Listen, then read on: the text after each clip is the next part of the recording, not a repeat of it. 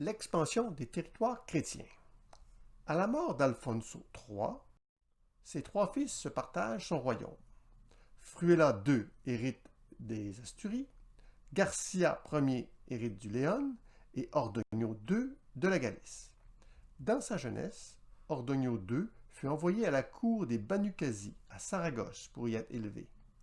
En 914, à la mort de son frère Garcia Ier, Ordogno lui succéda et transféra sa capitale à Léon, fondant ainsi le royaume de Léon, où se trouve son tombeau dans la cathédrale. Ordogno II s'allia à Sancho Garcés Ier, roi de Pampelune et fondateur de ce qui deviendra le royaume de Navarre dans sa lutte contre le calife autoproclamé de Cordoue, Abd al-Rahman III, et les Banu Qasi.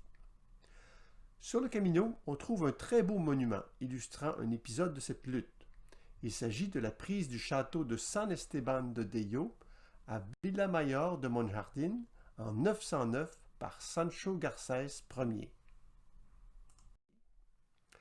Cette forteresse, qui appartenait aux Banu Qasi, domine le village et toute la vallée environnante. Le monument se résume à une très belle statue de Sancho Garcés Ier, levant les yeux vers la citadelle qu'il avait conquise et où une légende veut qu'il soit enterré. Sancho Garcés Ier termine la conquête de la Rioja, prend la vallée de l'Aragon et en 923 enlève la ville de Nájera avec l'aide d'Ordogno II, alors que s'écroule le royaume des Banu Qasi.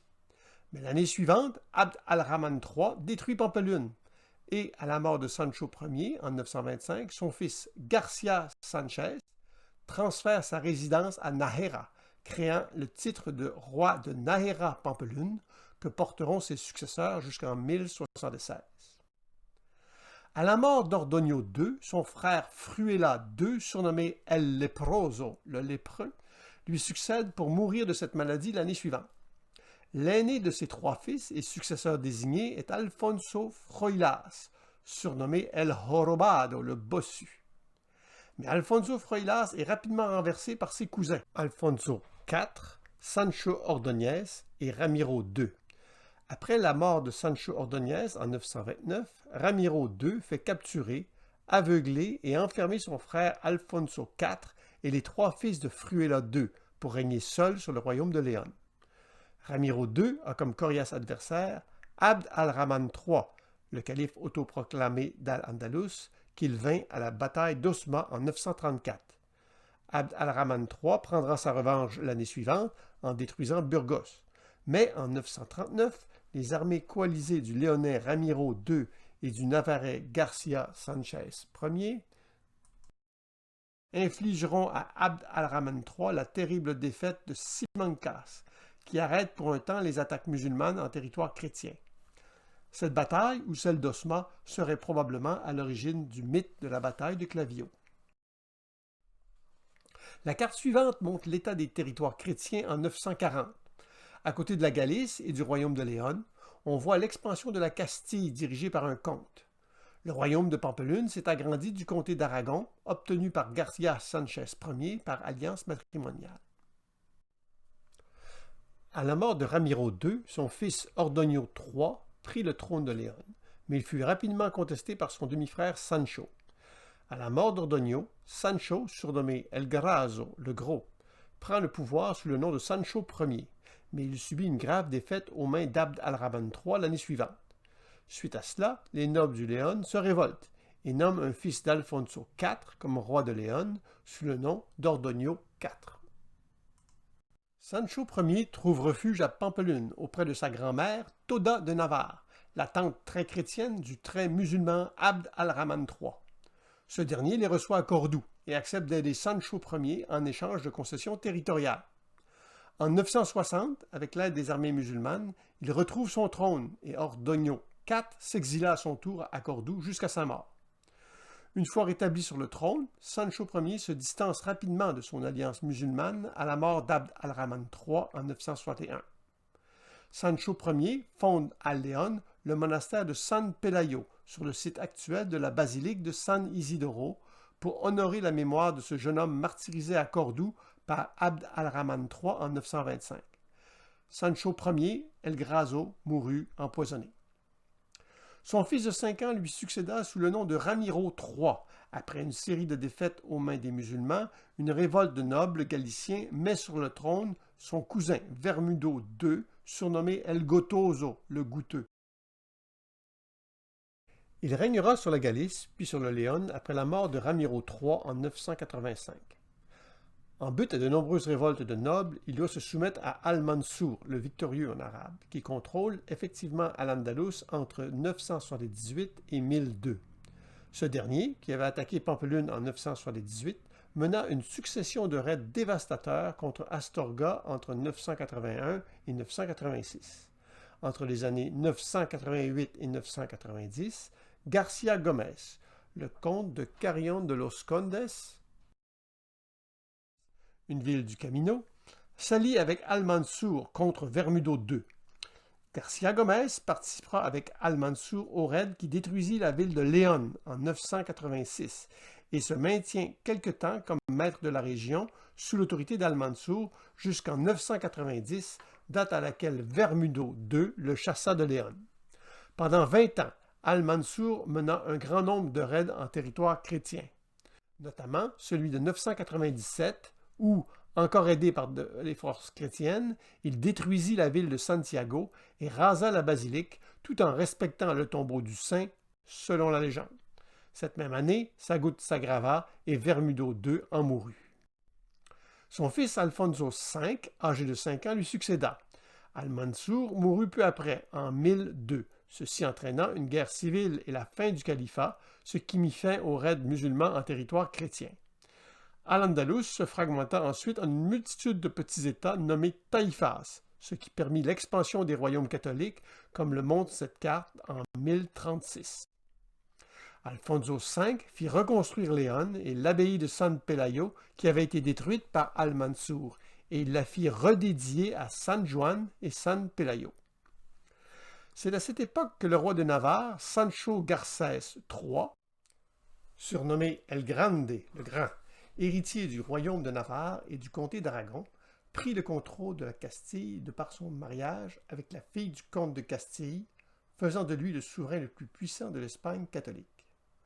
Malheureusement, tous les nouveaux territoires récemment conquis par les forces chrétiennes avaient gravement souffert des guerres et razzias commises par les différents belligérants. De manière à repeupler ces territoires, les différents monarques catholiques n'hésitèrent pas à offrir des conditions avantageuses aux nombreux pèlerins se rendant à Compostelle pour les inciter à s'établir dans leur nouveau domaine. Pour ce faire, Sancho Garcés III détourna le chemin originalement utilisé par les pèlerins dans son royaume pour les faire passer de Pampelune par Puente-la-Reina, Estella, Logroño, Nájera et Burgos, plutôt que par l'ancien chemin passant par Salvatierra, Vitoria et Briviesca, faisant ainsi du nouveau chemin une voie de peuplement en plus d'un chemin de pèlerinage. C'est l'épouse de Sancho Garcés III, Dona Elvira, à moins qu'il ne s'agisse de Dona Estefania, l'épouse du successeur de Sancho Garcés III, qui fit construire un pont sur l'ancien lieu de passage à Gué de Larga, sur le nouveau chemin qu'empruntaient maintenant les pèlerins. Ce pont de la Reine donnera naissance au siècle suivant à une nouvelle ville, Puente-la-Reina. Les royaumes chrétiens. Au décès de Sancho Garcés III, ses fils redivisèrent son royaume et créèrent les royaumes de Castille et d'Aragon, qui n'étaient jusqu'alors que des comtés. Fernando Ier se nomma roi de Castille, Garcia Sanchez III devint roi de Nájera Pampelune et Ramiro Ier devint roi d'Aragon. Garcia Sanchez III, connu sous le nom de Garcia de Nájera, continuera l'œuvre de son prédécesseur en fondant en 1052 à Nájera le monastère Santa Maria la Real, dans lequel on retrouve le Panthéon royal où sont enterrés plusieurs souverains du royaume de Nájera Pampelune. Lors de la fondation de ce monastère, il lui donna la localité de Sirueña sur le Camino. En 1040, il fit également don au monastère de Leir d'une abbaye bénédictine à Zubiri, située elle aussi sur le Camino. En 1032, le roi de Castille, Fernando Ier, maria Sancha, la sœur de Vermudo III, roi de Léon. Mais en 1037, la guerre éclata entre les deux royaumes et Vermudo III trouva la mort lors de la bataille de Tamarón, à 6 km du Camino, près de Hontanas. Par un étrange revirement, Fernando Ier devint roi consort de Léon, puisque Vermudo III était mort sans descendance et que le royaume revenait donc à sa sœur Sancha. À Atapuerca, en 1054, l'armée de Fernando Ier affronta celle de son frère, Garcia Sanchez III, qui mourut aussi sur le champ de bataille. L'année suivante, Sancha offrit à son époux un splendide livre de prières. Craignait-elle pour le salut de son âme? Il a été préservé et il se retrouve dans la bibliothèque de l'Université de Saint-Jacques de Compostelle. On retrouve le sarcophage de Garcia Sanchez III dans le Panthéon de Santa Maria la Real de Nájera, que ce dernier avait fait construire, de même que celui de Vermudo III, bien qu'un autre sarcophage à son nom se trouve aussi au Panthéon de San Isidoro. Roi guerrier, Fernando Ier, surnommé El Magno, le Grand, imposa un tribut à plusieurs taïfas, comme celle de Saragosse, Séville et Tolède, en échange de sa protection. C'est d'ailleurs pour cette raison qu'il envoya des renforts au roi musulman de la taïfa de Saragosse, lorsque son frère, le roi d'Aragon Ramiro Ier, assiégea la ville de Graus. Ce dernier y trouva la mort en 1063, une autre victime indirecte de Fernando. La même année, en 1063, Fernando obtint du roi de la taïfa de Séville, Abad II, le déménagement des restes de Saint Isidore de Séville à Léon. Saint Isidore était le frère de Léandre de Séville, l'évêque sous lequel les Visigoths se convertirent au catholicisme. Saint Isidore était aussi un écrivain et un théologien brillant. Fernando lui fit consacrer la très belle église romane, initialement dédiée à San Juan et San Pelayo, reconstruite sous Alfonso V, et la renomma basilique de San Isidoro. La reine Sancha, l'épouse de Fernando Ier, y fit également construire un panthéon royal où furent enterrés 11 rois et 12 reines, de même que de nombreux nobles de la cour de Léon. Ce panthéon, connu aussi sous le nom de chapelle Sixtine de l'art roman, est magnifiquement décoré de fresques datant du XIIe siècle. C'est également elle qui fit construire à Léon un hôpital très simple pour les pèlerins, l'hôpital San Marcos.